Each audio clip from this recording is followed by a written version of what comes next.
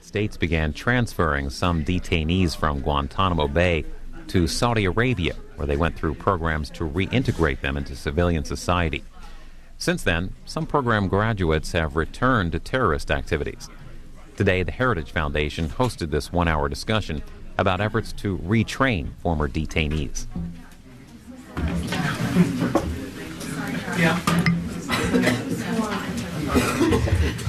Good afternoon. Thank you for joining us here at the Heritage Foundation.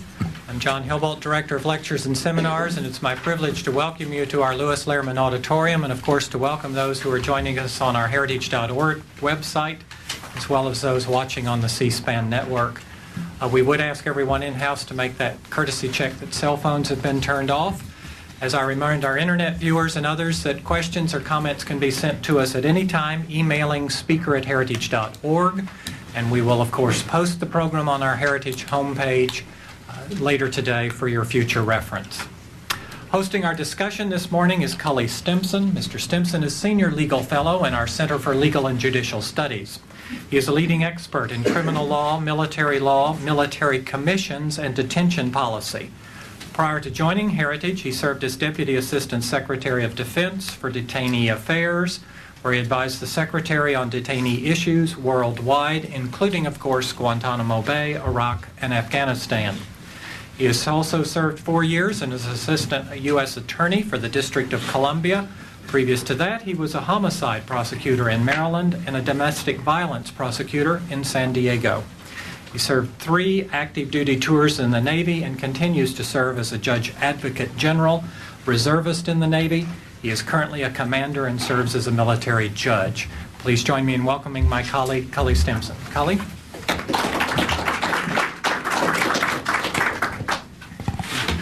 Thank you, John. Welcome. This week I had the opportunity to speak to some distinguished seasoned citizens about U.S. detention policy. And in that audience were several World War II vets. And during the question and answer period, one of the vets noted that during World War II, we had over 400,000 Nazi POWs here in custody in the United States, and no one would have ever thought of releasing them during war. And it just seemed rather common sense to him and his peers in that room that no one would want to do that during wartime.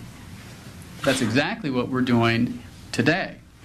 Now, I'm sure a lot of people agree with that gentleman that we should not be rearming the enemy, committed Islamic jihadists during wartime.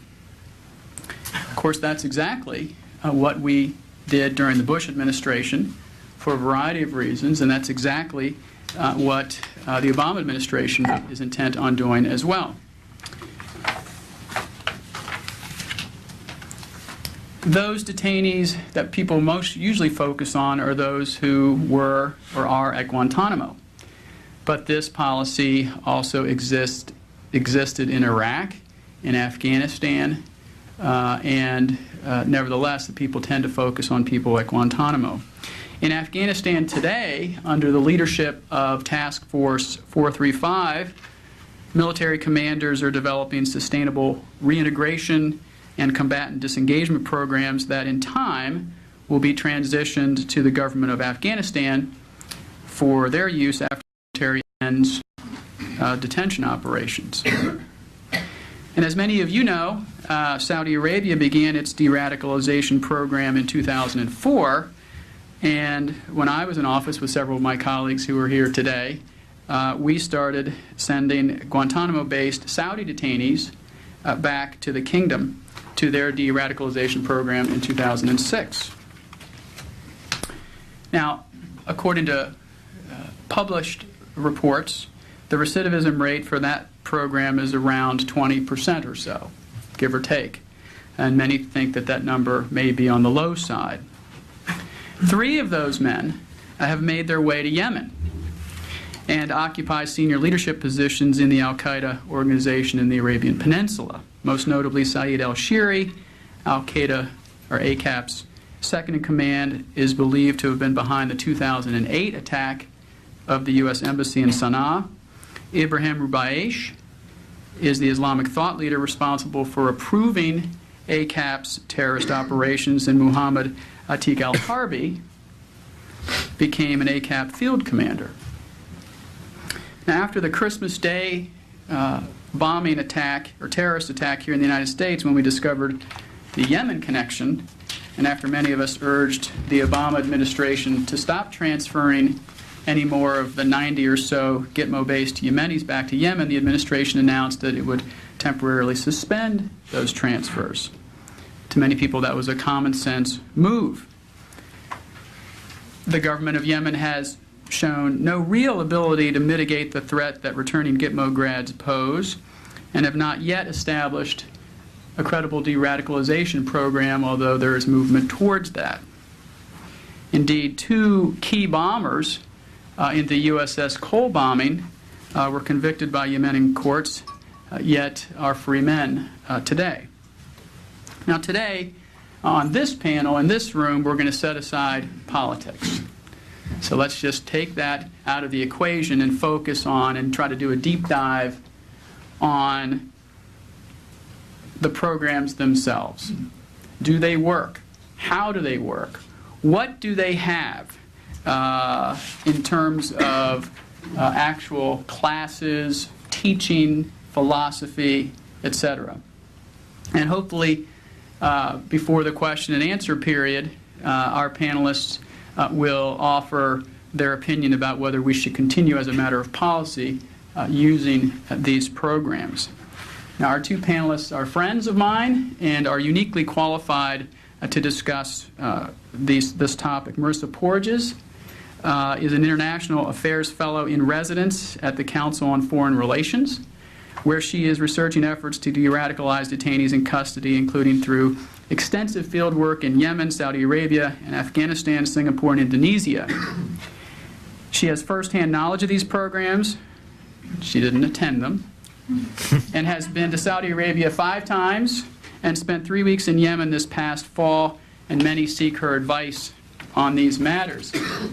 More to the point, from 2006 to 2008, Marissa served in the Office of the Secretary of Defense as an advisor to the DASD for Detainee Affairs. She worked for me and Alan Liotta and others in that office.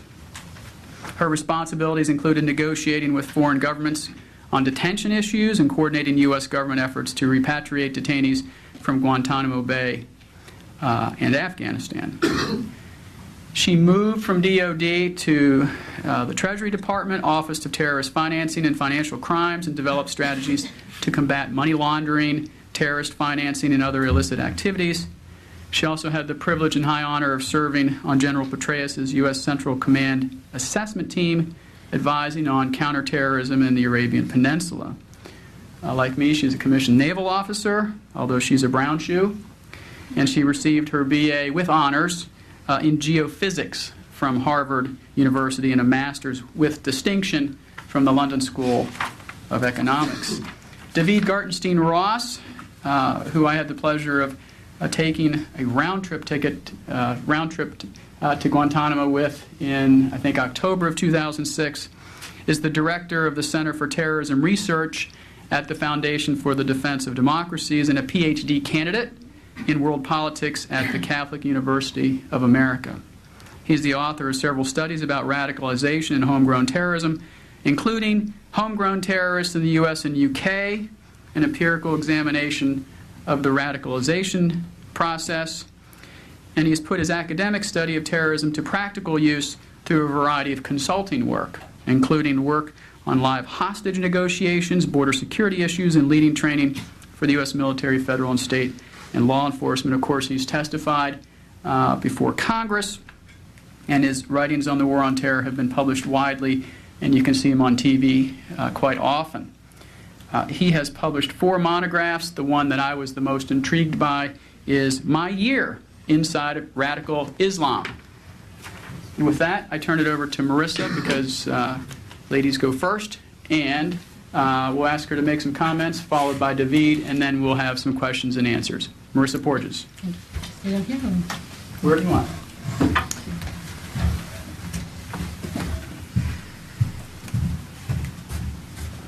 Thank you, Cully. Thanks, everyone, for being here today. It's a great opportunity to talk about an issue which myself and those who work closely on detention topics have looked at for a number of years now, but which thankfully is now become part of the wider public debate, both on detention and counterterrorism issues. So I'm going to start my talk by defining some terms. My former life as a naval aviator, I would have said that's just silly, but as an academic, we have to do it now. So let's quickly look at what is usually considered the confusing topics of de-radicalization and counter-radicalization. We're here today to talk about de-radicalization, which are efforts to work with individuals who have been picked up, have already committed acts, or are professed to be supporting terrorist organizations, or have exhibited that they are supporting these organizations. When they're in custody, what are we doing with them to try to rehabilitate them, change their mindset or their behavior, so that if and when they're released, they won't be as significant a threat? And this should be thought of distinctly from counter-radicalization, which are preventative efforts to work with vulnerable populations, think the Somali diaspora here in the U.S., or impoverished youth in Yemen, and try to forestall future recruitment, future radicalization, and the long-term effect that has. These are both very important tools in the broader counterterrorism toolkit, and they are mutually supportive. But we really need to be precise when we're looking at how to evaluate programs and think, when we're looking at de-radicalization, really what's going on with those we have in custody and what can we do about it. So what can we do about it? How do you even develop a program like this? Over the past 5 or 10 years, people have been trying to develop the theories behind programs and have come up with 2 camps, so that there's a spectrum here. On one side, we have individuals who think it's an ideological goal, that we should be focusing on changing an individual's ideologically, his beliefs, his religious motivations, and approaching a program from that direction. Think religious dialogue, religious debates, and really a focus on the belief system behind the activities. At the other end of the spectrum are those who think it's really about changing behavior. A program that is developed along this path will focus more on disengagement, trying to change an individual's activities, look often like a rehabilitation program in a federal prison. At the end of the day, programs typically fall someplace in between, depending on the country involved, the circumstances of the individuals involved. But it's important to see the spectrum, because when we evaluate programs, inherently we look at, well, which camp is really working, and where should we put the program in between? At least when I look at them, that's where, how I'm assessing them. So what are the questions involved? What do we really need to be considering when we're looking at a few programs? And I'll go over some broad ideas at play, and then we'll talk about a few programs. First of all, we have to consider what is the goal.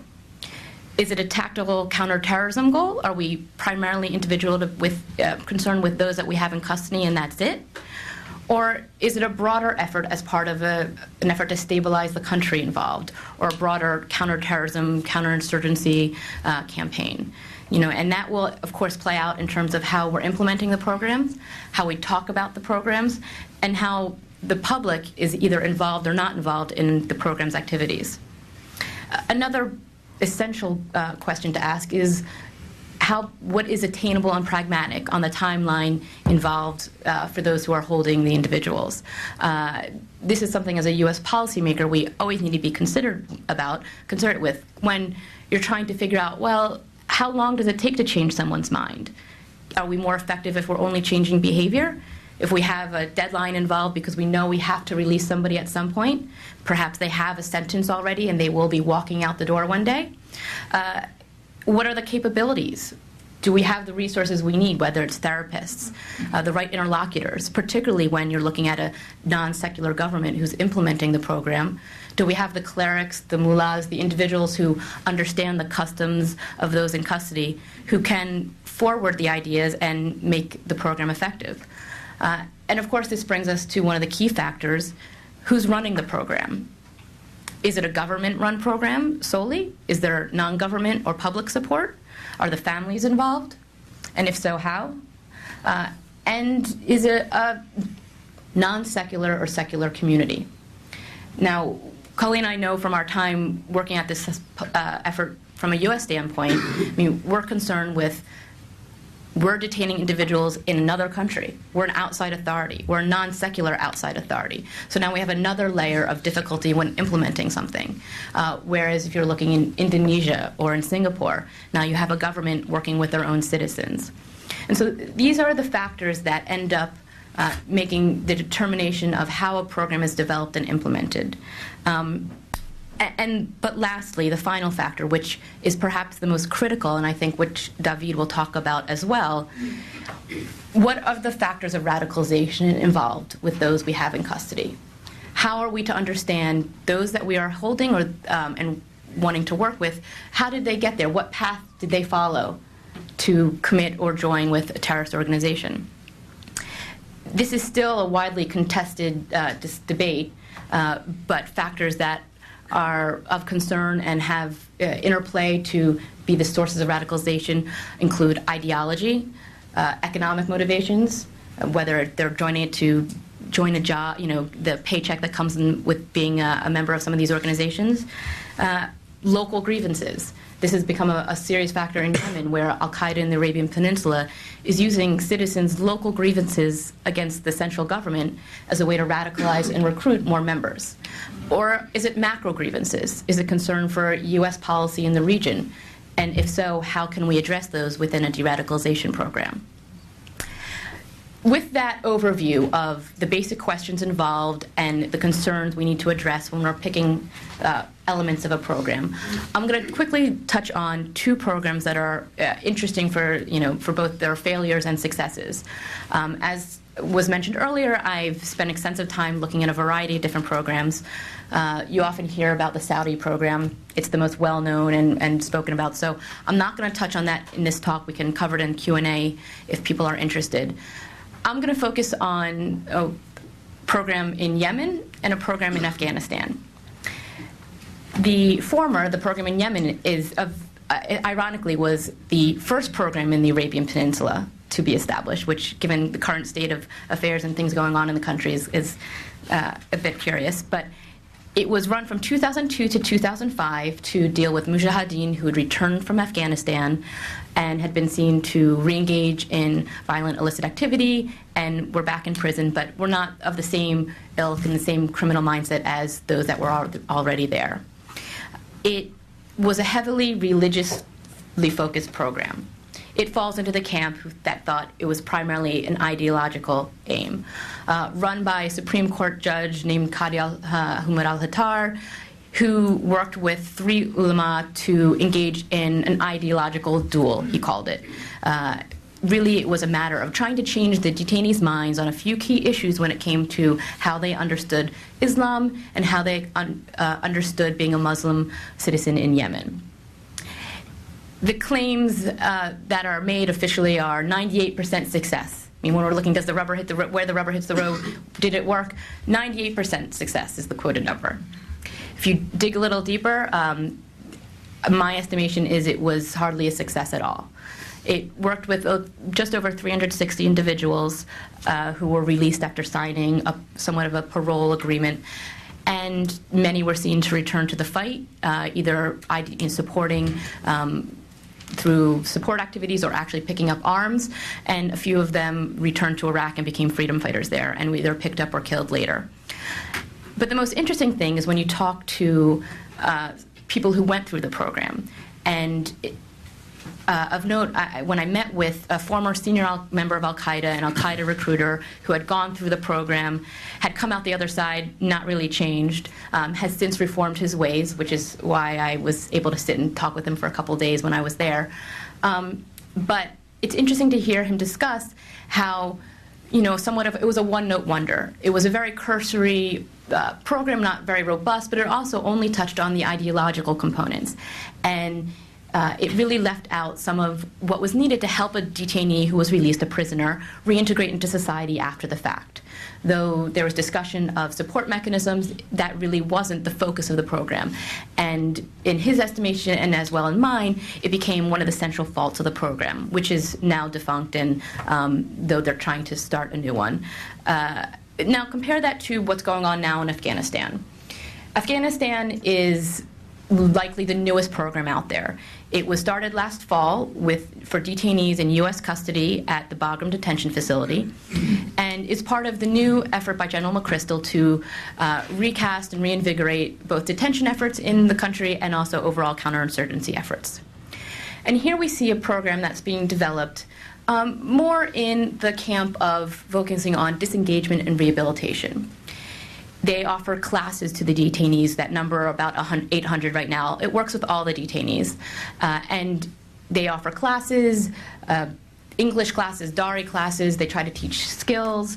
They also give art classes, which is an interesting way of reinterpreting the Saudi program, which relies on art therapy to work with the detainees. And they also do give a nod to the religious component as well. So now they might end up in the middle of the spectrum because they do have a mullah who comes in and talks with the detainees every day and engages them in a religious debate. It's too early to tell how it works.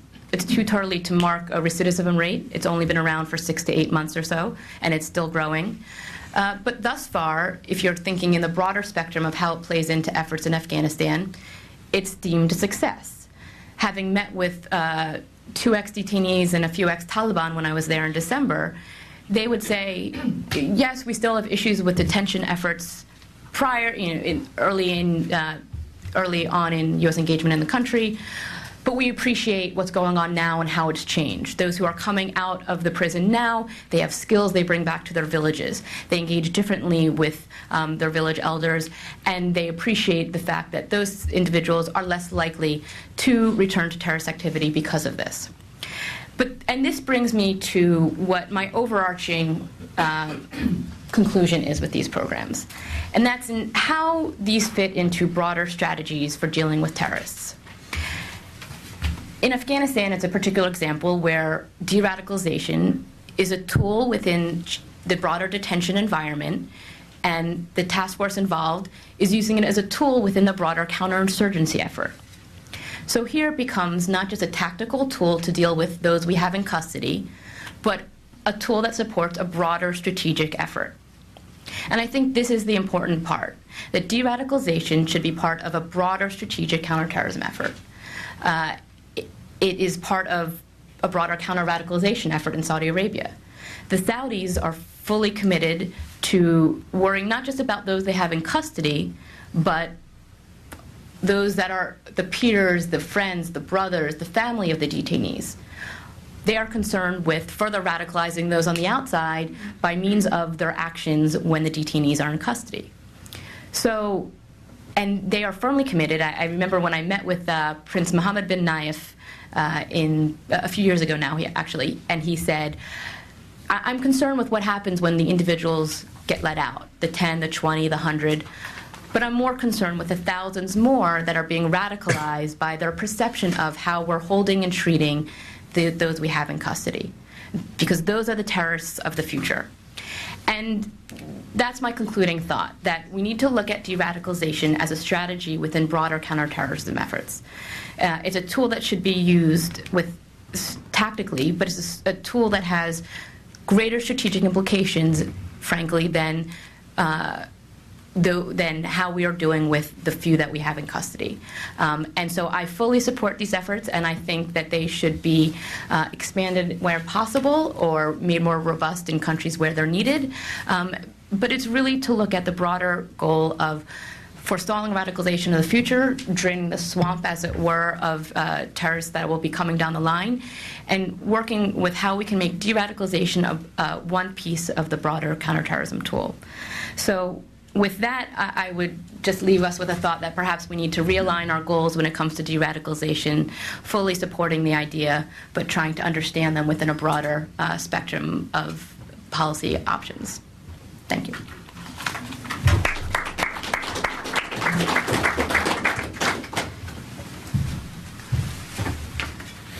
So Marissa draws a very relevant distinction at the outset in her speech, and that's the distinction between de-radicalization and counter-radicalization.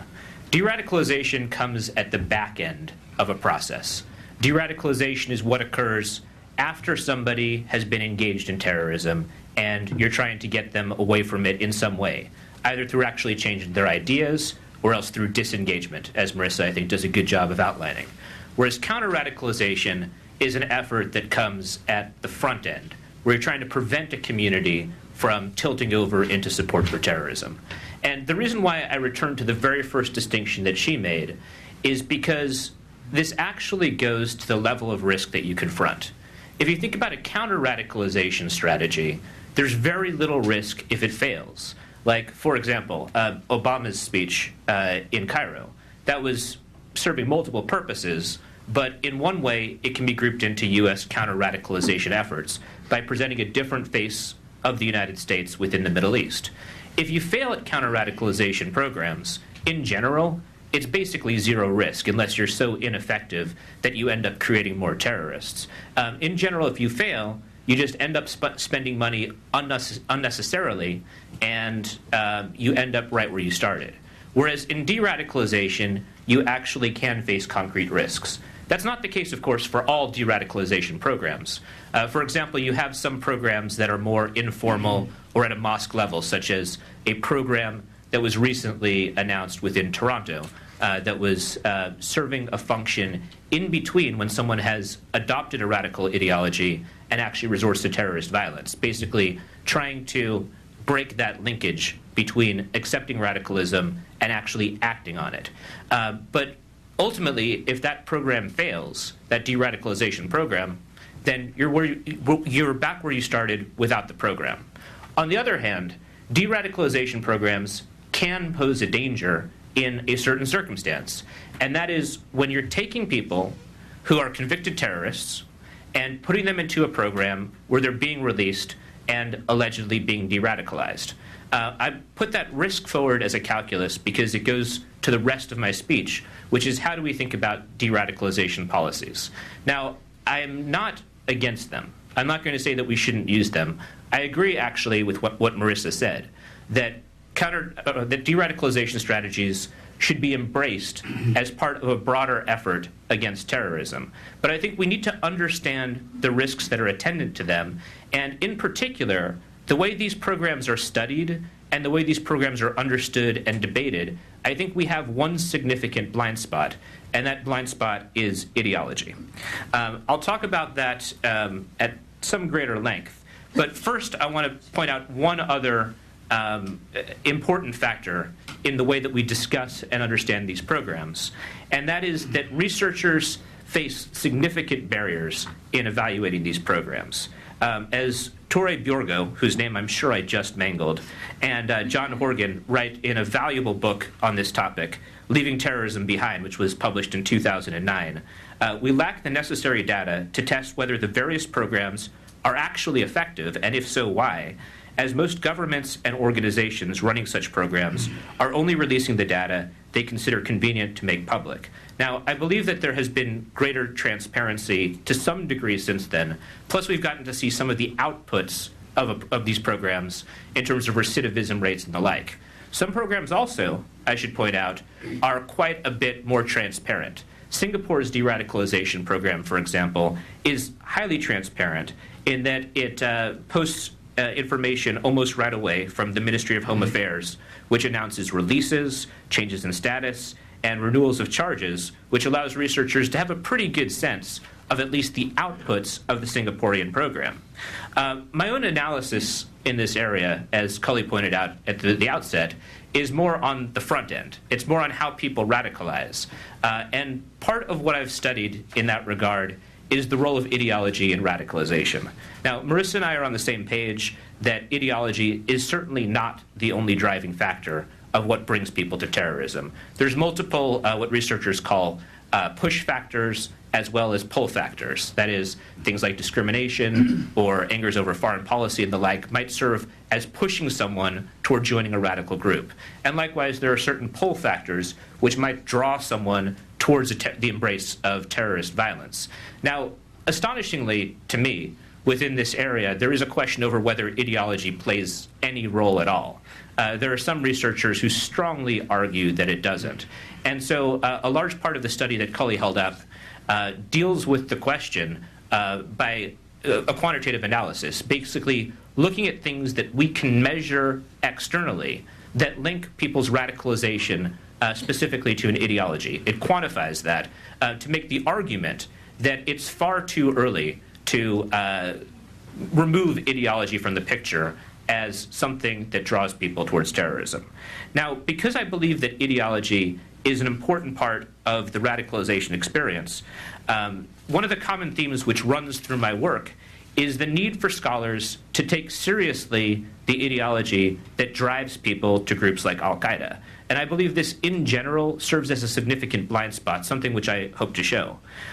Some researchers tend to have a flippant attitude towards understanding ideology, either believing it's somehow dangerous to probe or else offensive to do so, or else in other ways giving it short shrift.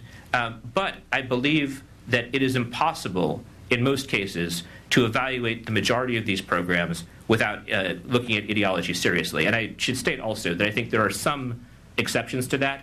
For example, in Afghanistan, where you have much more of an insurgency situation, I think that's a program where a much more broad-based approach can actually take ideology out in certain cases because of what we know about the components of the Afghan insurgency, as opposed, for example, to transnational jihadi groups like Al-Qaeda, where you have a different sort of person joining them.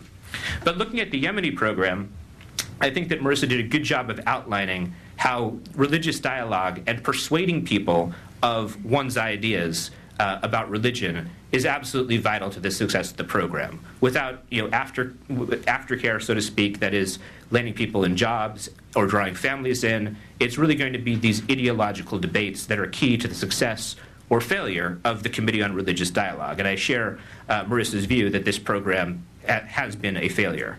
The Saudi program, which she talks about, is much more comprehensive. It draws in families.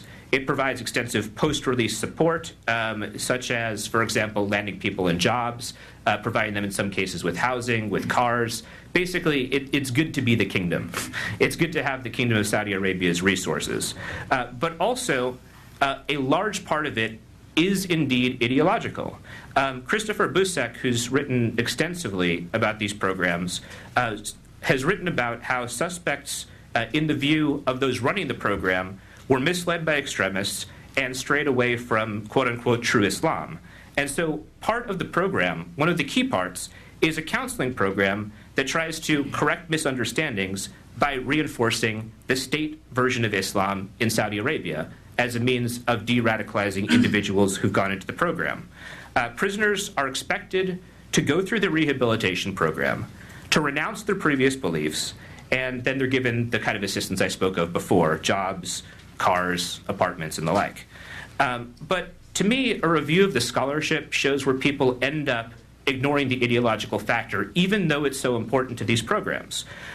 One example of this comes in the book I recommended before, Leaving Terrorism Behind, in which the chapter on Yemen, in discussing the work of Judge al-Hattar, who's been the most visible face of the Committee on Religious Dialogue, made a very questionable claim to the researchers that they uncritically repeated. And I quote, Judge al-Hattar has made it clear that there is only one verse in the Quran that permits Muslims to fight non-believers as an act of self-defense against oppression.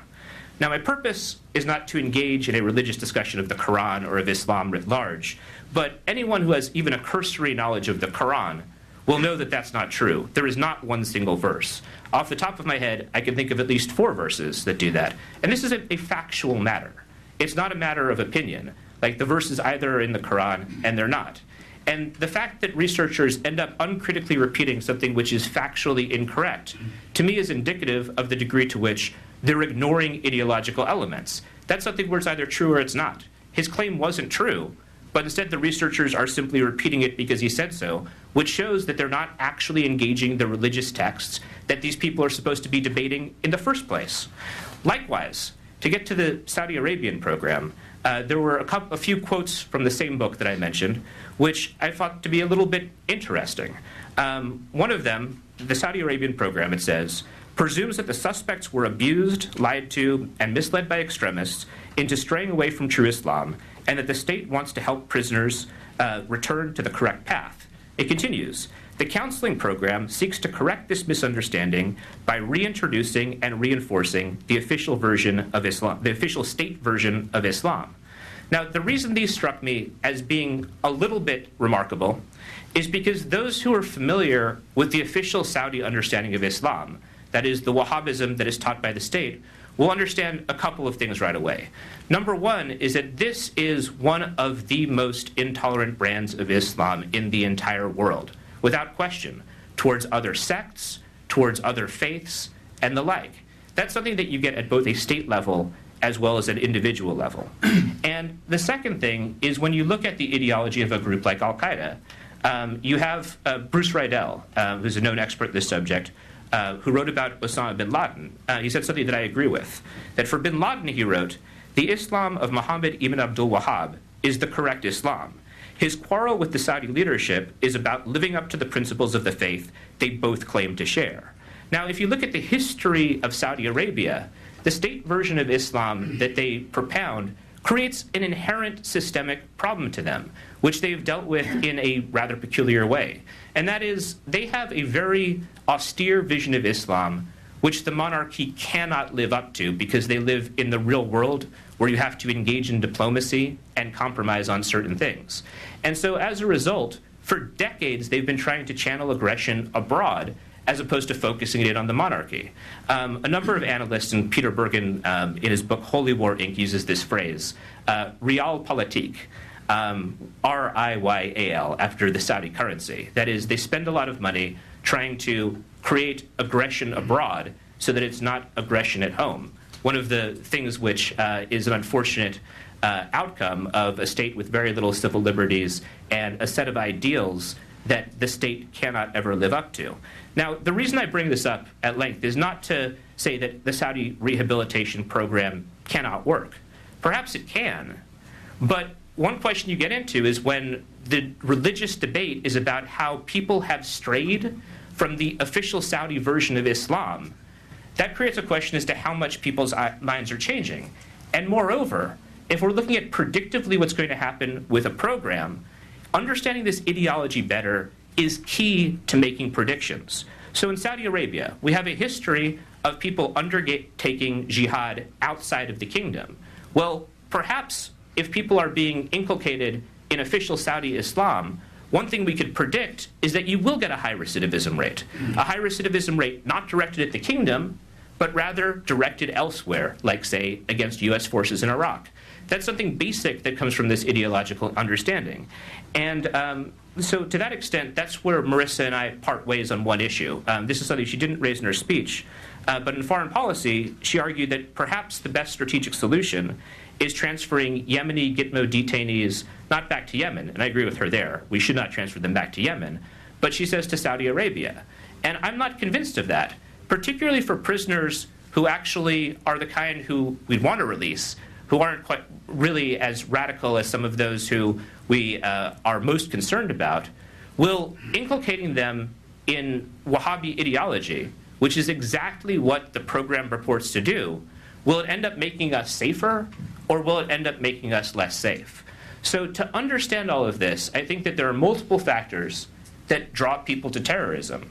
But as long as researchers are not paying attention to the ideas that drive terrorism and the ideas that are actually at the heart of these programs, we will have a blind spot. And I think we already have examples of how that blind spot makes us less safe. Unless this situation changes, I think that we're going in with stewards of the de-radicalization programs who are not actually looking at the big picture. Thank you.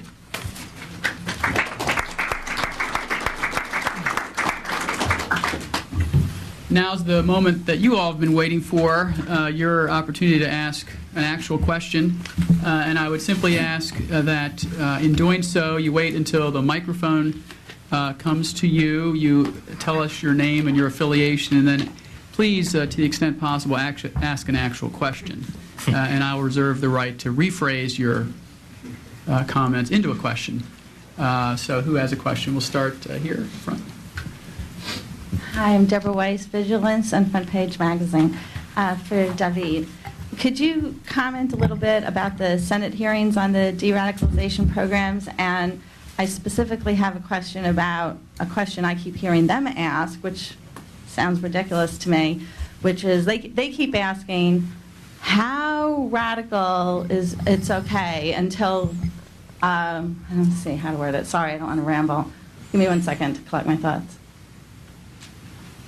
They keep asking, at what point is radicalization going to turn into something violent where we have to stop it? That seems to me to be the wrong question, and I just wanted your comments on that. I actually think that it's the right question, and I think it's a very difficult question to answer because there's clearly a gap between radical beliefs and terrorism, and this is something that our nation is founded upon. The First Amendment is based upon the idea that there's a difference between radical beliefs and actually undertaking violence, which is why you have people advocating, you have anarchists, you have communists, you have Islamists, we have a wide variety of people who all get to express their opinions.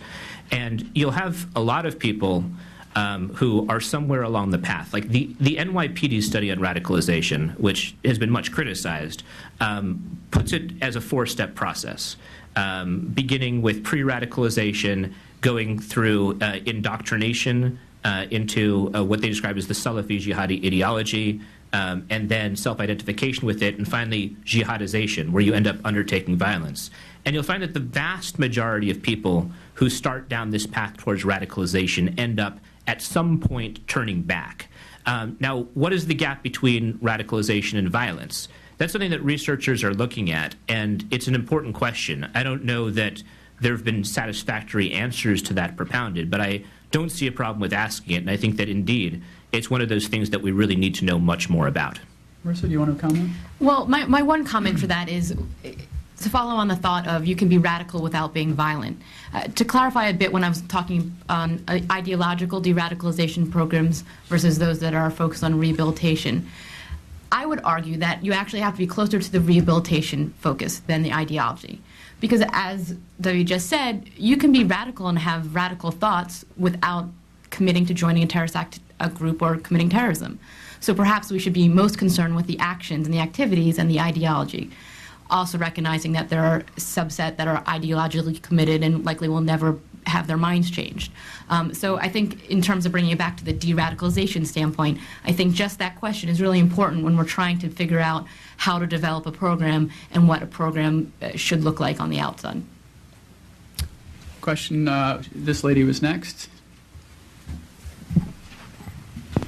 I'm Terry Hart, a private consultant. My question is, would one or both of you please explore in greater detail the use of art therapy as de-radicalization, counter-radicalization? The pros, the cons, the origins, the success rates. Thank you. And Marissa, do you want to for that one? Do you want to tell them about the nice artwork which you showed me that one of the detainees Yeah, did? exactly. This is the results of complementing a detainee's painting skills when I was last there a few times ago, was I now have a painting by one of the Saudi detainees hanging on my living room wall. The program, the first instance of the program that I've seen were, looking at the Saudi example, it was used as another way to get at the psychological source of the detainee's radicalization or any mental issues he might have. And so the way it's played out there is really using a PhD, trained at Penn State, art therapist who goes and works with the detainees to try to get them to paint their emotions. I mean, it sounds a bit silly, but you see over the course when they show their artwork of how they're trying to release some of the emotions that'll be the sources of the radicalization or the violence for the detainees. Yeah, I mean, you can doubt it, and some of it might be a smokescreen, and but it looks pretty cool, and it's a good way to give another outlet for the detainees when they're in custody. But I think, there's the therapeutic element of it, but there's also just the idea of keeping the detainees busy, engaged, and giving them something else they can be doing to express themselves when they're in detention. And this is the element of it that's being implemented now in Afghanistan. When I was last there, they were just, in December, they were just starting to implement programs to give the detainees other lessons, other skills, other options when they were in custody. And having recently spoken to the woman who's in charge of these efforts, she started bringing in string, the thread that they use to make certain jewelry, beads, things like that in Afghanistan. And the detainees are now given the opportunity to make little trinkets, make things that they can give their families, their wives, even sometimes the guards when they develop a rapport. And it's really interesting to note that she's seen the most effect that these efforts have had with the most violent and radical of the detainees in custody in Afghanistan. The detainees in Bagram, who have historically been the most violent against the guards, historically been the ones the most committed, the ones that do not profess to, ever change their mind, much less, be on the path towards rehabilitation. When they've been given these opportunities, suddenly they have they're better. They engage better with the guards. There's less violent activity when they're in their cells, and they're interacting a little better with in the detention environment. And so now you see a side benefit of these programs. I mean, first you have the program's goal of de-radicalizing an individual, maybe the bigger strategic goal of how it paints a new picture of detention and is a counter-radicalizing tool. But you also have the side benefit of making detention efforts a safer for both the guards and the detainees, because now their behavior is improved. So I think it does play into many different elements, and depending where and how it's implemented. But it is an interesting concept to explore. David, do you want to comment? Well, I mean, it's Saudi Arabia, and they have unlimited resources, so if they want to throw money at it, whether it works or not, they're basically not going to, they can't really waste money, right? And by the way, I should say that's not mockery of your point, Marissa. I think that you're making some very good points. But the thing that struck me is just, look, you have so much money. You can give them cars, you can give them apartments. Might as well give them art as well. In the back, and then here in the front next, with this gentleman. A couple questions, actually, if I may. Your name, please, and your sorry, affiliation. Francesco Barbacci. I'm with the International Institute for Strategic Studies. Couple questions to get to the point of the success of the programs. One of the things that there's been a lot of controversy over is the recidivism rate and how you measure that and what you describe as recidivism. You quoted 20% earlier. There were studies that said 14, and there's people who say it's as low as 4 or 5%, depending on whether you're talking about returning to violent acts as opposed to just to anti-US ideology, stuff like that. So again, to sum up, how would you define recidivism, basically? And the second thing that gets to that is you were just discussing the spectrum that you're on, basically. And so should we maybe change the terminology away from de-radicalization to kind of what you just used now, which was rehabilitation, which is, and this goes to the idea of the success. Is the success just to move them away from violent acts, or is it to move them away from violent acts and also radicalization? And so therefore, if we're looking, terminology kind of is important in that respect. Are we just trying to rehabilitate them away from violent acts as opposed to radicalization? Sure. Okay. To go ahead, this is actually one of the points that I wanted to raise. You had John Brennan's kind of famous remarks on this, where he compared the recidivism rate of 20%. This was when he was speaking at NYU at the Islamic Center, and said, people sometimes use that figure, 20%, and say, oh my goodness, 1 out of 5 detainees returned to some type of extremist activity. But then he countered, the American penal system, the recidivism rate is up to something like 50% as far as return to crime, so 20% isn't that bad. Now, I completely disagree with that. And first of all, to look at what constitutes recidivism, there's, I think, a good question about that. Because a lot of the recidivism evidence, we're basing it upon Pentagon figures. Like, from open source information, I can't get the 20% figure. I mean, there are some very well-known cases like those that Cully talked about in his introduction that we definitively can say went through the program and they're recidivists. But the Pentagon says, and nobody's seriously challenging this, that the recidivism rate to extremist activity is about 20%. Now, I think that the reason I have a problem with Brennan's remark in this regard is, first of all, it's 20% right now. The figure is likely to rise over time because it's just the people who've already become recidivist in only a short time. When you look at it over time, and granted, more people will be released, but the figure has been climbing consistently, and I expect it to continue to do so. But the second thing is that there's a little bit of an apples to oranges comparison when you look at a 20% rate and say it's not that bad, which is you're comparing it to the overall recidivism rate from everybody within the penal system in the United States, including both violent and nonviolent forms of crime, whereas terrorism is an inherently violent activity. Now, if you look at the broad scope of de-radicalization programs, some of them have low recidivism rates, such as Singapore, that has done quite well. But I think it's important not just to keep this in the context of Islamic terrorist de-radicalization. For example, you can look at Colombia, where the AUC was demobilized, and the rearmament rate there for people from the AUC, which was an armed militia, was only 5% for people who were collectively demobilized, and it was even less for people who demobilized individually. So compared to that, it seems that the bulk of current de-radicalization programs or rehabilitation programs just aren't doing that well. And that's something that certainly needs to factor into the analysis when we're thinking about where do you send detainees, what is our policy for people who've been arrested on the battlefield. Marissa, could you pick up on his other point, and that is the choice of language, which I think is No, and it's a great point, and I've spent a lot of my time in research trying to think of exactly how to reframe it, and changing the name is part of that. And I haven't come up with a better name yet, so if anyone's out there who has a suggestion, pass it on. But you're right. I mean, is it reforming the terrorists? I don't think it's reprogramming. I don't think it's necessarily de-radicalizing. Unfortunately, rehabilitation may ignore entirely the ideology, which, as David mentioned, is a part of it.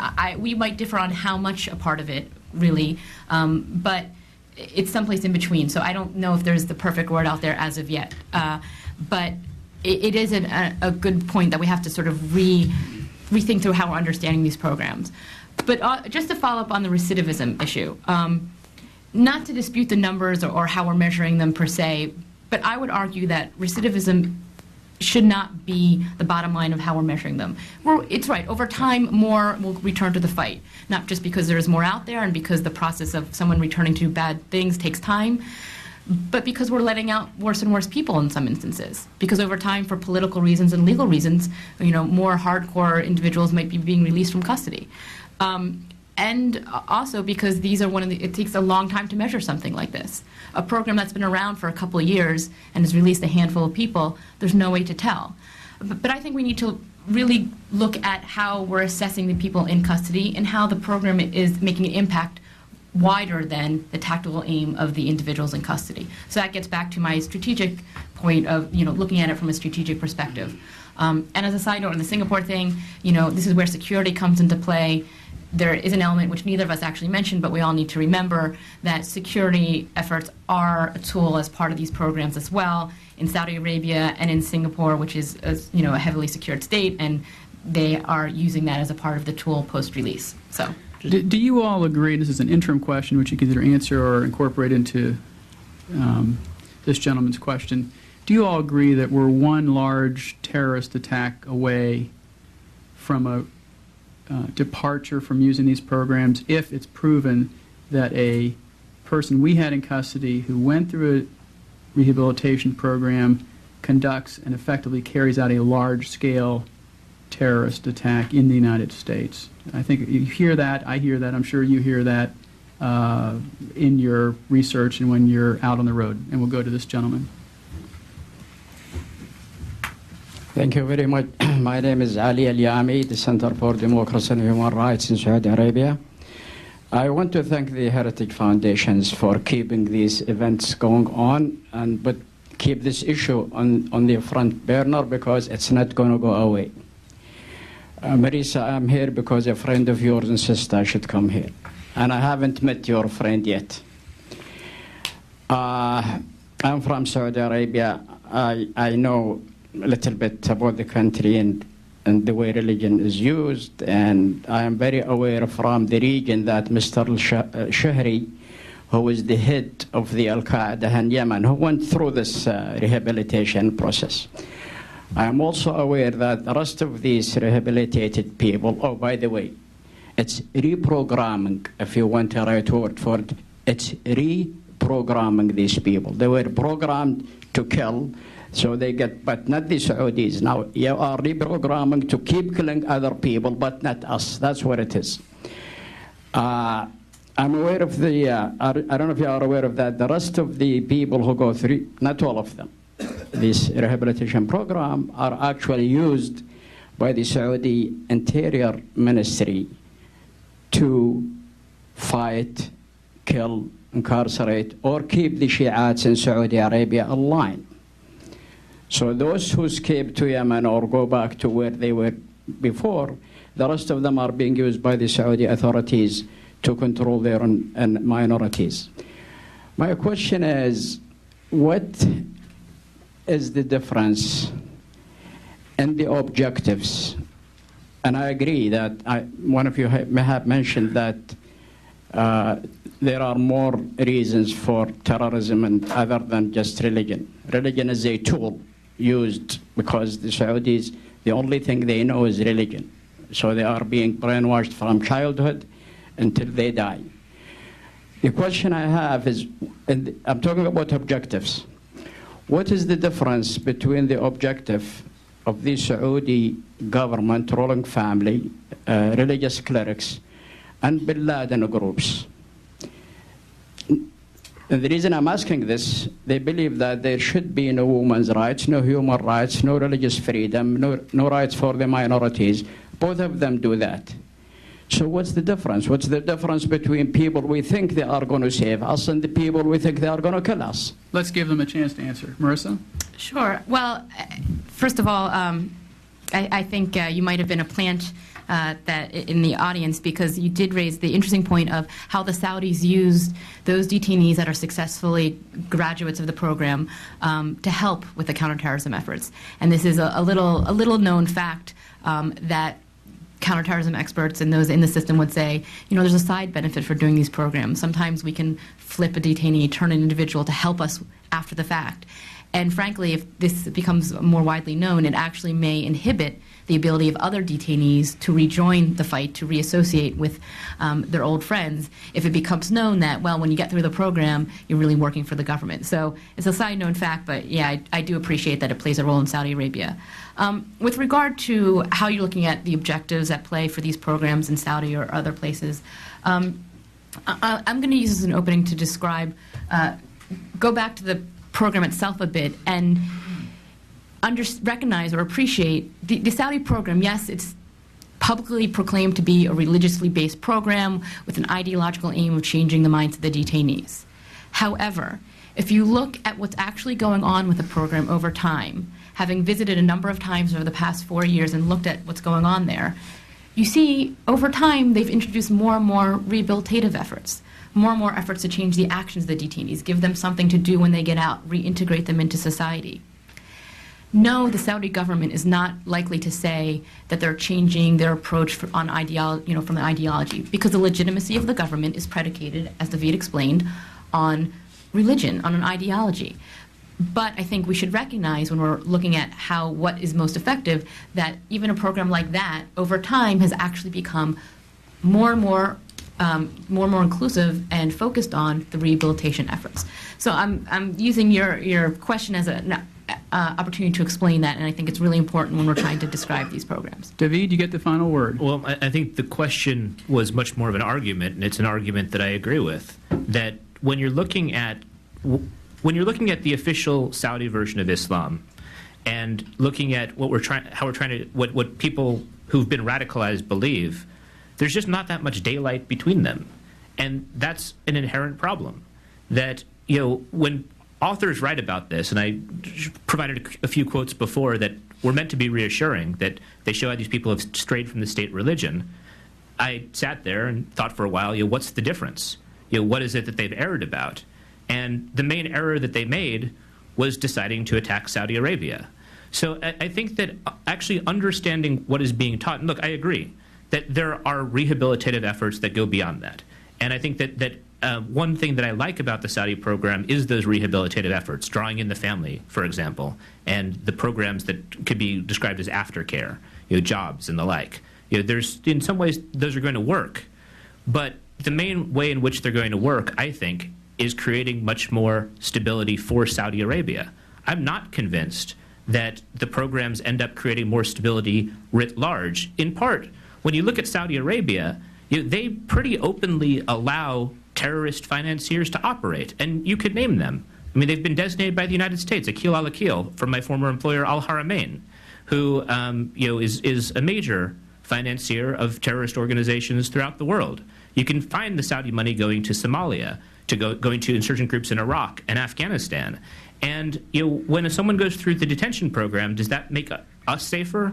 I know it makes the Saudis safer. I'm not convinced it makes us safer, and in many ways, this comes back to the question of ideology, which I think needs to factor into the analysis. And look, there's other factors driving it as well. This is not all ideology. Everyone here agrees upon that. But I think that as long as that's a background question and not the front and center, and not a question that's much more at the forefront, and until people are actually asking these questions with specific knowledge of what terrorist groups believe, of what Saudi Arabia is teaching and the like, we're going to have a lot of problems actually making sure that these programs function in a way that we like to believe they do. Ladies and gentlemen, thank you for coming, and please join me in thanking the panelists. We are adjourned. Terrorist disengagement is what I think the best terminology is. We can discuss that more.